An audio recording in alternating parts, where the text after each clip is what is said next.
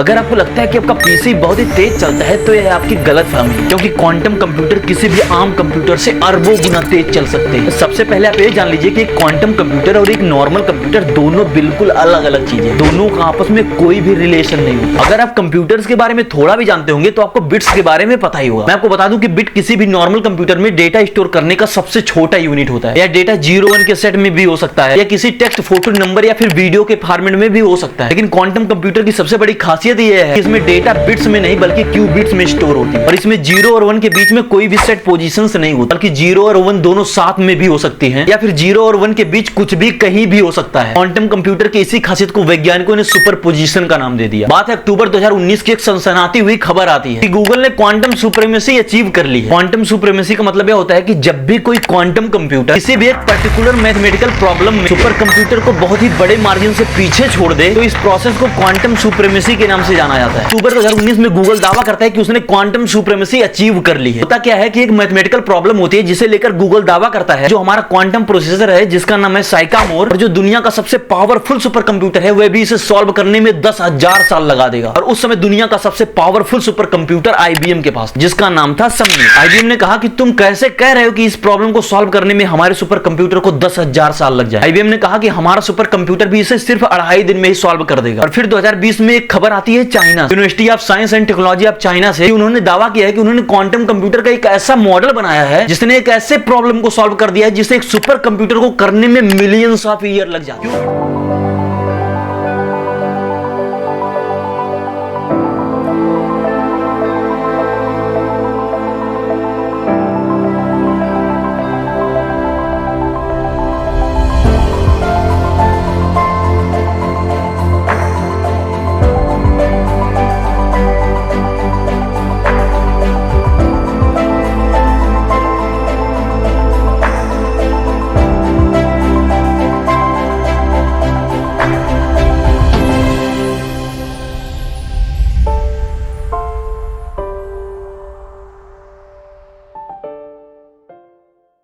Qubits यानी कि quantum bits और नॉर्मल बिट्स में सबसे बड़ा डिफरेंस यह होता है कि जो बिट्स होती हैं वे या तो 0 के फॉर्म में होती हैं या फिर 1 के फॉर्म में होती है। उदाहरण के तौर पे जब भी हम किसी सिक्के को टॉस करते हैं उस पर या तो हेड आता है या फिर टेल आता है। हेड और टेल दोनों एक साथ कभी भी नहीं आ सकते हैं। ठीक वैसे ही हमारे क्लासिकल कंप्यूटर में हमारा इनपुट 0 और 1 के ही फॉर्म में हमेशा आता है। लेकिन वही क्वांटम कंप्यूटर में जैसे हम एक सिक्के को टॉस करते हैं जब तक वह सिक्का हवा में रोटेट करता है मतलब कि हेड और टेल दोनों एक ही साथ आ रहे हैं। ठीक वैसे हमारे क्वांटम कंप्यूटर के क्यूबिट्स होते हैं जिनमें 0-1 साथ आता है। अभी आपको 0 और 1 सुनकर लग रहा होगा कि ये 0-1 क्या रट रहा है। मैं आपको बता दूं कि 0-1 एक संख्या पद्धति होती है जिसे बाइनरी नंबर सिस्टम के नाम से जाना जाता है, क्योंकि हमारा कंप्यूटर सिर्फ 0 और 1 के ही भाषा को समझता है और फिर वह हमारे इनपुट को 0-1 में डिकोड करके फिर से अपना आउटपुट 0-1 में ही लाकर फिर से डिकोड करता है। चलिए समझते हैं primary differences between classical computers and quantum computer. हमारे आसपास जितने सारे इलेक्ट्रॉनिक गैजेट्स हैं उनमें से अधिकतर कंप्यूटिंग डिवाइसेस हैं। मोबाइल, लैपटॉप, टैबलेट या फिर बड़े बड़े सुपर कंप्यूटर जो होते हैं वह भी एक क्लासिकल कंप्यूटर्स की श्रेणी में आते हैं। क्लासिकल का मतलब होता है कोई भी चीज जो पुराने अंदाज में होती है, जैसे म्यूजिक। हमारे आसपास जो भी कंप्यूटिंग डिवाइसेस दिखते हैं बेसिकली वह सारे के सारे क्लासिकल डिवाइसेस ही। वह भले ही मॉडर्न दिखते हो पर एक्चुअली में वह अंदर से मॉडर्न नहीं होते हैं, क्योंकि इनके जो मौलिक सिद्धांत हैं वह सैकड़ों साल से पारंपरिक और पुरानी फिजिक्स पर ही आधारित है। और इसी वजह से इन डिवाइसेस को हम क्लासिकल डिवाइसेस के नाम से जानते हैं। करीब 100 साल पहले फिजिक्स की एक नई धारा दुनिया के सामने आती है। यह बहुत ही छोटे यानी कि क्वांटम लेवल पर प्रकृति को समझाने वाली साइंस होती है, जिसे आगे चलकर हम क्वांटम मैकेनिक्स के नाम से जानने लगते हैं। मैं आपको बता दूं कि क्वांटम मैकेनिक्स हम और आप जैसे साधारण लोगों की समझ से परे, क्योंकि जिसे हम अपनी आंखों से नहीं देख सकते हैं हम उसके बारे में क्या जाने। 4 दशक पहले कुछ वैज्ञानिकों को एक आइडिया है कि क्वांटम मैकेनिक्स की मदद से हम एक अलग कंप्यूटर्स बना सकते हैं जो आधुनिक सुपर कंप्यूटर से भी लाखों गुना तेज होगा। और जो काम हम सुपर कंप्यूटर से भी नहीं कर सकते हैं वह सारे काम हम क्वांटम कंप्यूटर की मदद से चुटकियां बजा कर देंगे। चलिए समझते हैं कि क्यूबिट में आखिर सुपर पोजीशन क्या होती है। मैं आपको बता दूं कि क्यूबिट का मतलब होता है क्वांटम बिट। जब एक क्लासिकल बिट 0 या फिर 1 किसी एक ही स्टेट में हो सकती है, ठीक वैसे क्वांटम बिट एक ही समय में दोनों अवस्थाओं में होती है और यही है क्यूबिट का सुपरपोजिशन में होना। मैं आपको बता दूं कि सुपरपोजिशन क्वांटम मैकेनिक्स का बुनियादी सिद्धांत है, जिसके आधार पर क्वांटम लेवल पर कुछ भी परमानेंट नहीं होता है और ना ही कुछ फिक्स स्टेट होती है। क्वांटम लेवल पर एक ही चीज की कई सारी संभावनाएं मौजूद होती है। एक ही समय पर एक ही चीज को कई सारी अवस्थाओं में मौजूद होना ही सुपरपोजिशन कहलाता है। लेकिन क्वांटम मैकेनिक्स में सुपरपोजिशन तभी तक होता है जब तक दूसरा कोई इसे से ऑब्जर्व नहीं करता। लेकिन जैसे ही हम किसी भी क्यूबिट का अगर मेजरमेंट लेना चाहेंगे, वैसे ही वह क्यूबिट नॉर्मल बिट की तरह रुक जाएगा, क्योंकि हम उस क्यूबिट्स के बाहर से दखल दे रहे हैं। लेकिन जब तक एक क्यूबिट बाहरी दुनिया से अलग रहता है, तब तक यह सुपर पोजीशन में ही रहता है। मैं आपको बता दूं कि कंप्यूटिंग की दुनिया में क्यूबिट की मदद से जटिल समस्याओं को चुटकी बजाकर भी सॉल्व कर सकते हैं। एक अकेला क्यूबिट कोई ज्यादा खास तो नहीं कर पाएगा, लेकिन जैसे कई सारे क्यूबिट्स एक साथ इकट्ठा आती हैं, तब असली खेल शुरू होता है। चलिए समझते हैं कि आखिर क्वांटम कंप्यूटर्स को बनाना इतना कॉम्प्लिकेटेड क्यों। अभी हमने बात की थी क्यूबिट सुपर पोजीशन में तभी तक रहते हैं जब तक उनमें किसी बाहरी ताकत का दखल नहीं होता है। अब मैं जिस दखल की बात कर रहा हूं, वह दखल एक्चुअली हम ह्यूमंस के लिए कोई भी दखल नहीं होता है, लेकिन इन क्यूबिट्स के लिए वही छोटी छोटी चीजें भी बहुत बड़ी समस्याएं बन जाती है। मैं आपको बता दूं कि क्यूबिट्स इतने ज्यादा सेंसिटिव होते हैं कि ना चाहने पर भी कुछ ना कुछ दखल हो ही जाता है। एक एक करके सारे क्यूबिट्स आपस में इंटरकनेक्टेड होते हैं, और जैसे ही कोई एक क्यूबिट्स को ऑब्जर्व करेगा, वैसे के वैसे सारे के सारे क्यूबिट्स रुक जाए। और क्यूबिट्स में अनावश्यक दखल पड़ने को ही डीकोहेरेंस के नाम से जानते हैं। मैं आपको बता दूं कि डीकोहेरेंस आज के समय में क्वांटम कंप्यूटर की सबसे बड़ी समस्या है। क्यूबिट्स को किसी भी बाहरी दखल से बचाने के लिए इन्हें एक टॉप क्लास बॉक्स में रखा जाता है, जिनके भीतर का तापमान एब्सोल्यूट जीरो के करीब होता है। मैं आपको बता दूं कि एब्सोल्यूट जीरो का मतलब हमारे ब्रह्मांड का सबसे कम तापमान, जो कि होता है -237.15 डिग्री सेल्सियस के आसपास। क्वांटम कंप्यूटर के भीतर हम ऐसा इसलिए करते हैं क्योंकि जरा सी हीट से भी क्यूबिट्स का सुपरपोजिशन गड़बड़ हो सकता है, और इसी वजह से बड़े बड़े लेवल के क्वांटम कंप्यूटर्स बनाना और उनके सारे के सारे क्यूबिट्स को सुपर पोजीशन में मेंटेन करना बहुत ही बड़ी बात होती है, क्योंकि इसे मेंटेन करने के लिए भी हमारे क्यूबिट्स हाई क्वालिटी के रहने चाहिए, और तो और एक बेहतरीन करेक्शन बनाए रखने की भी आवश्यकता होती है, क्योंकि क्यूबिट्स में एक छोटी सी एरर भी बड़े बड़े कैलकुलेशन को पल भर में बेकार कर देती है। हम जब भी न्यूज में देखते हैं कि अरे 72 क्यूबिट्स का प्रोसेसर बन चुका है, आईबीएम ने तो 433 क्यूबिट का प्रोसेसर बना लिया। ये सारी चीजें सुनकर तो हमें लगता है कि यार क्वांटम कंप्यूटर्स की तरक्की तो बहुत ही तेजी से हो रही है, पर सच्चाई तो है कि number of qubits quantum computer की गुणवत्ता का पैमाना नहीं होते। ऐसा नहीं होता कि जिस प्रोसेसर का क्यूबिट ज्यादा हुआ है ज्यादा अच्छी क्वालिटी का होगा, क्योंकि हमें प्रोसेसर्स के अंदर यह भी देखना होता है कि उनके अंदर जो क्यूबिट्स हैं उनकी क्वालिटी कैसी है, वह कितने अच्छे से एरर करेक्ट कर रहे हैं। खैर, आज हमने बहुत ही विस्तार से क्वांटम कंप्यूटर्स के बारे में, क्वांटम मैकेनिक्स के बारे में बात करी। खैर, वीडियो खत्म करने से पहले मैं आपसे सिर्फ एक बात कहना चाहता हूं कि अगर आपको हमारी वीडियो पसंद आती है यार, तो एटलीस्ट एक लाइक कर दो, क्योंकि हमें इसे बनाने में